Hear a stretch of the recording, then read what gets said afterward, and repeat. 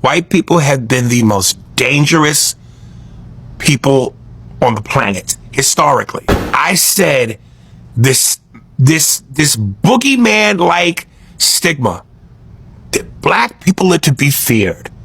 Ooh, the boogeyman black man.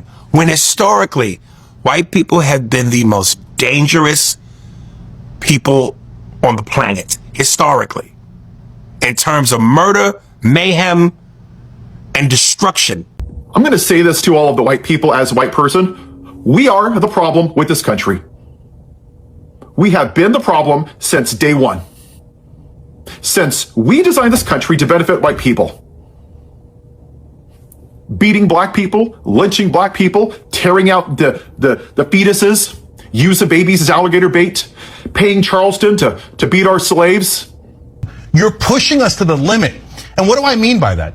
You're asking us to talk about history, the history of the South. This is in Georgia. What happened in Georgia? There were savages in Georgia. It was the ancestors of the white right-wingers. They were absolute savages. They murdered people. They lynched people. They raped people. They enslaved people. They took babies from their mothers and sold them as property. You want to talk about savages?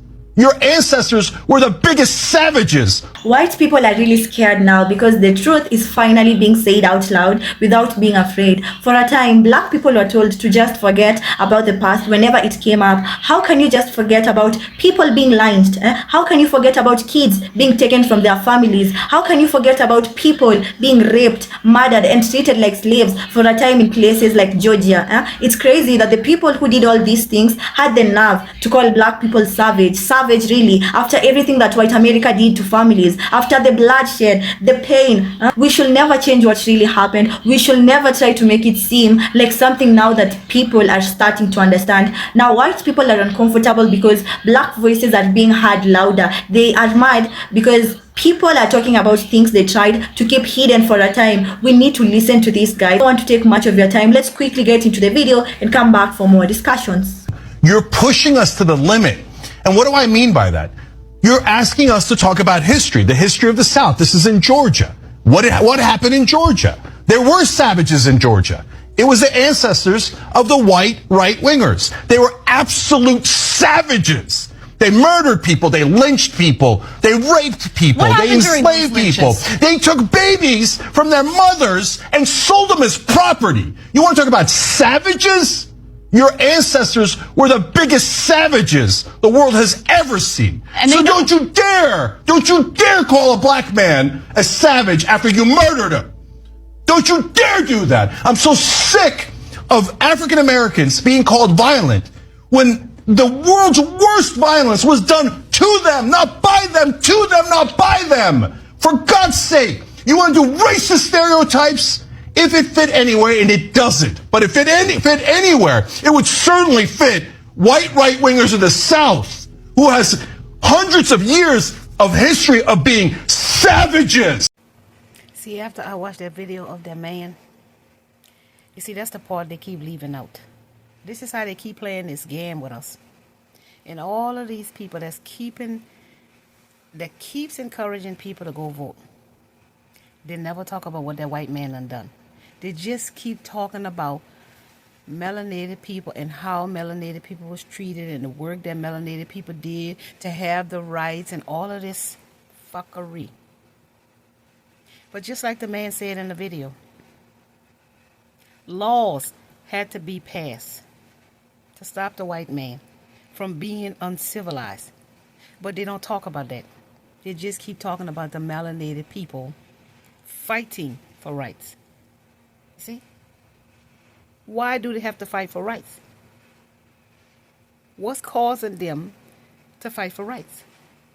If America say, this is the land of the free and home of the brave, and every man is equal, why is people fighting for rights? When the rights come from the Creator.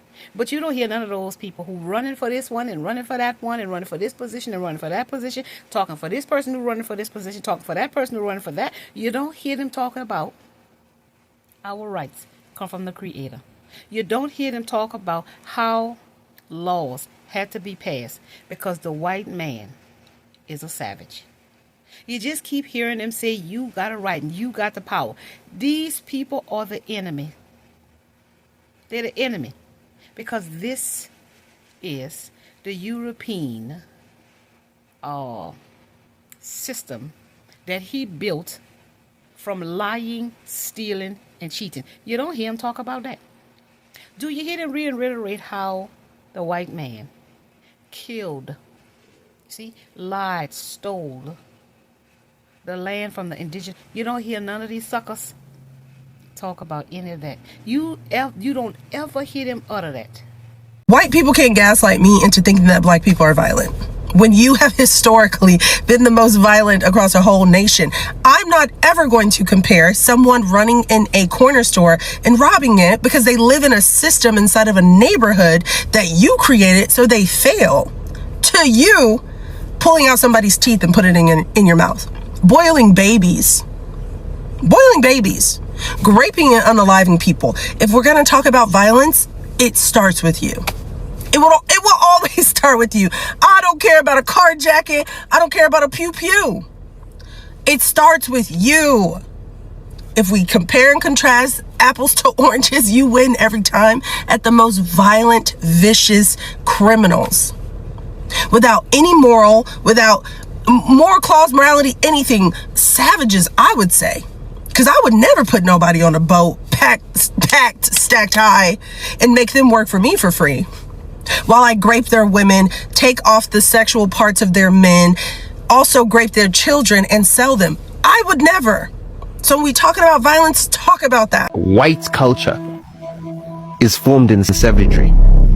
I also said there isn't a place on God's green earth that they haven't come there and decimated the native inhabitants. There isn't a place. They are murderous savages. That's their culture. They call it conquest. We call it savagery.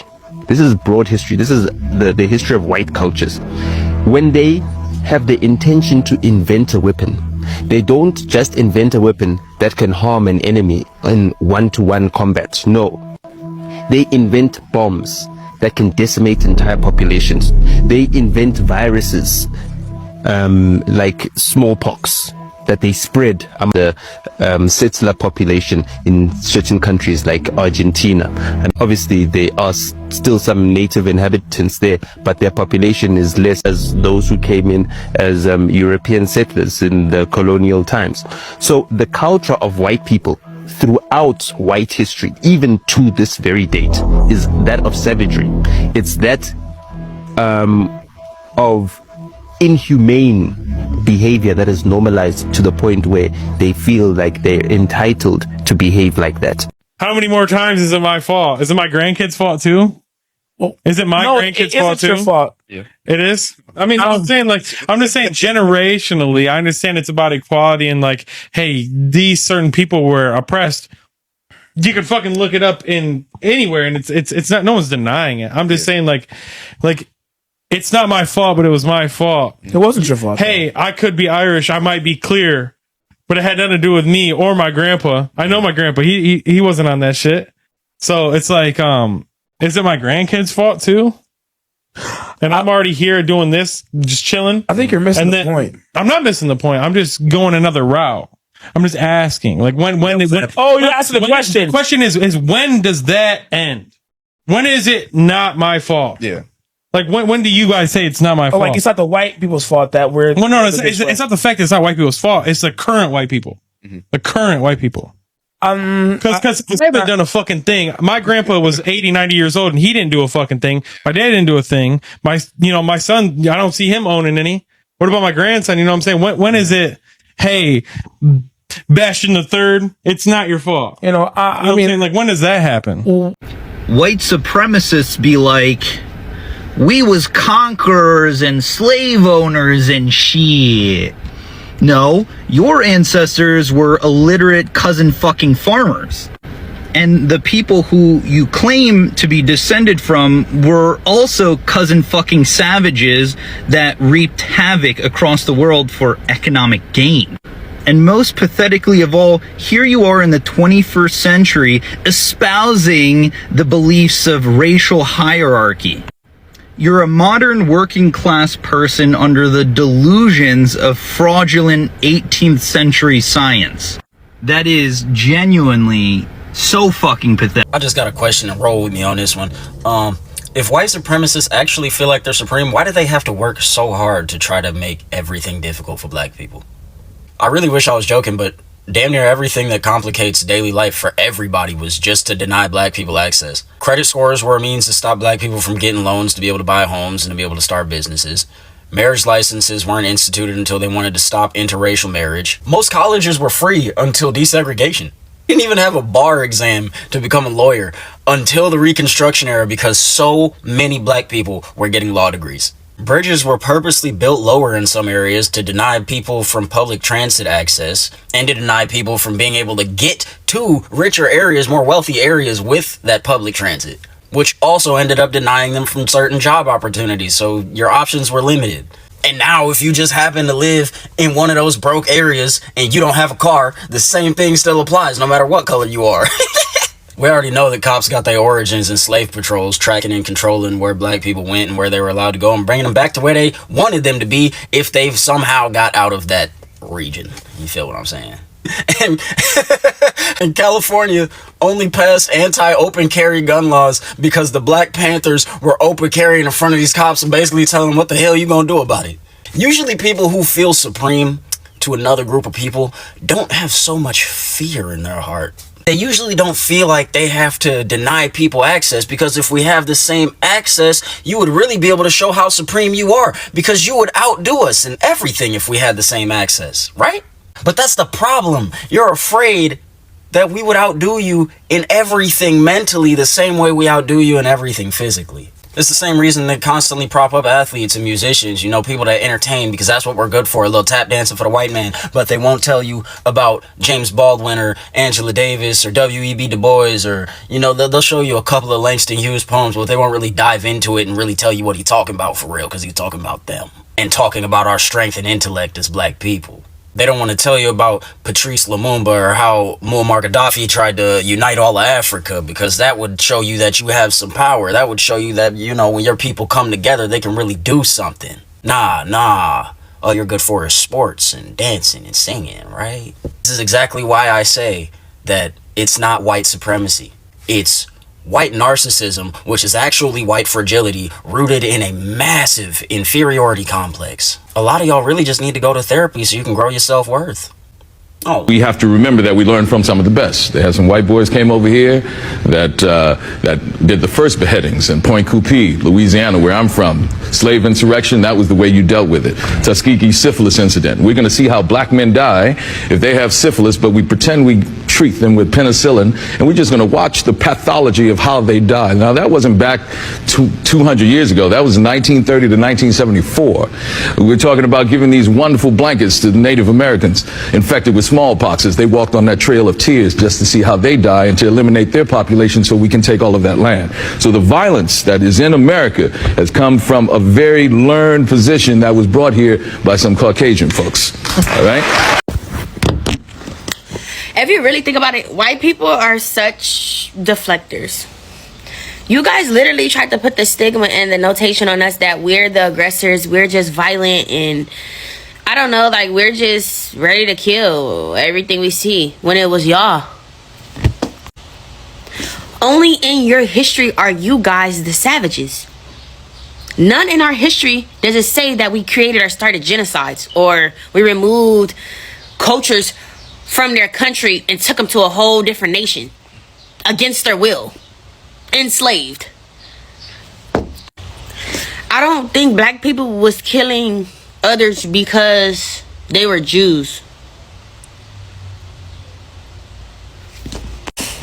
I don't think black people removed Native Americans from their land. I don't know. This is just history that I'm talking about. It's just like, please live comfortably in y'all skin, which y'all already do, but please just stop trying to put that persona on us that we're just these negative people that's just ready to be violent, when it's really you guys.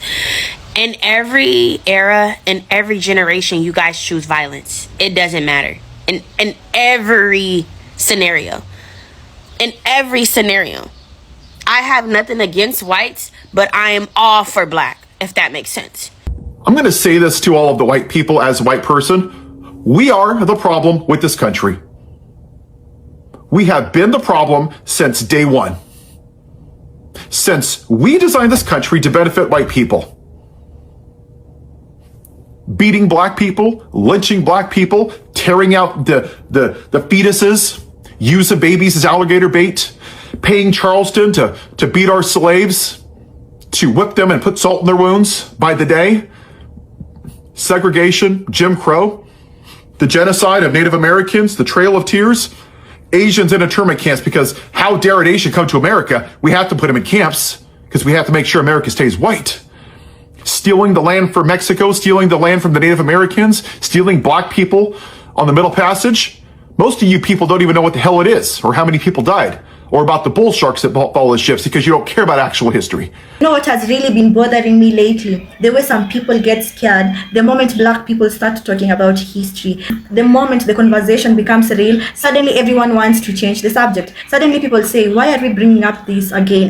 That happened a time ago. Let me ask you something. How are black people supposed to heal from something the world keeps trying to silence over and over again? When we talk about places like Georgia and the Deep South, we're not talking about misunderstandings, my loves. We are talking about generations of pain that black people had to go through. We are talking about beings who were treated worse than animals, families that were ripped apart, mothers were crying for their children whom they'll never see again, men are being lynched in public while crowds stood there watching like it was entertainment, women were humiliated, entire black communities were living in fear every day, wondering if they will survive until tomorrow. The sad part is that many people already know this history of black people. It is not even hidden, it is not documented. People become uncomfortable when black people speak about it openly because they don't want to confront how brutal America really was to black people. They love celebrating the success stories of people now, but they hate talking about the suffering that black people had to go through. What shocks me the most is the audacity of calling people savage after everything white America did to black people. Think about it for a second, guys. For years, black people were painted as dangerous, aggressive, loud, and civilized. Meanwhile, slavery existed, lynchings existed, segregation existed, people were burned alive, human beings were sold like property, children were stolen from their own parents, were destroyed because black people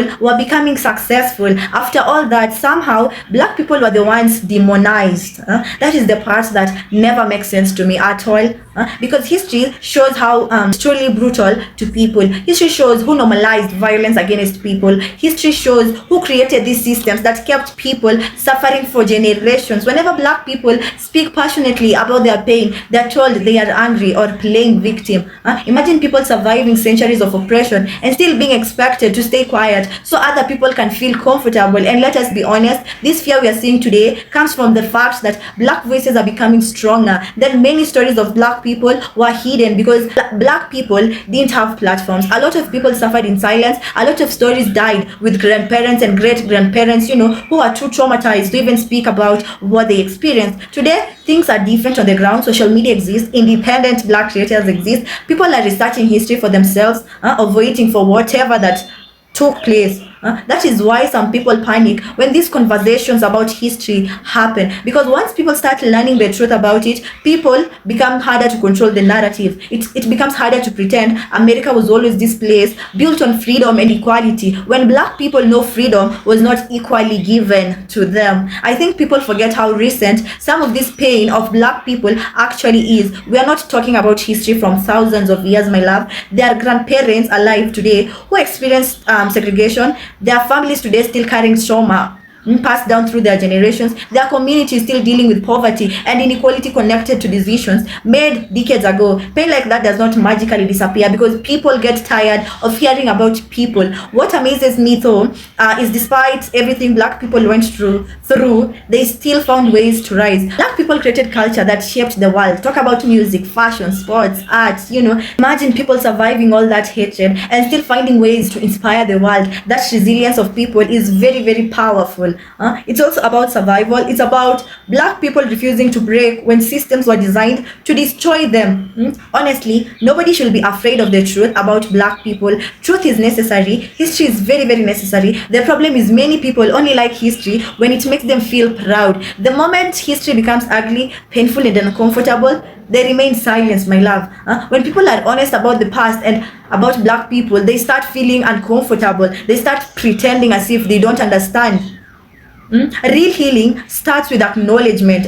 Real healing starts when people stop getting defensive and start listening to people. Black people are not making this history up. They are speaking from generations of lived pain and experience of people. And another thing people need to understand is speaking about the history of people is not hatred. Wanting honesty about people is not racism. Telling the truth about what happened to people in America is not attacking anybody. Now, my loves, I want us to quickly get into the comment section down below. Let me hear your thoughts. Let me hear your experiences. What do you really think about this video? And if you haven't subscribed, my love, make sure you hit the subscription button. Thank you so much. One love.